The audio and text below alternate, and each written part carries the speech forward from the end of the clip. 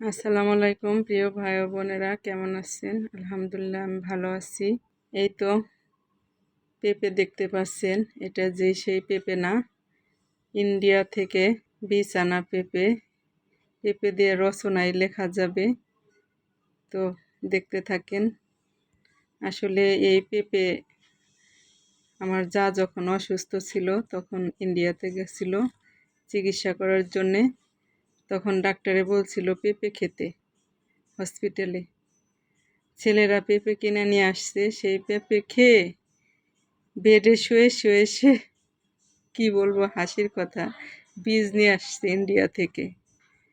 সে India থেকে বীজ এনে বাংলাদেশে সে বাড়িতেই বপন করছে সেই গাছের পেঁপে।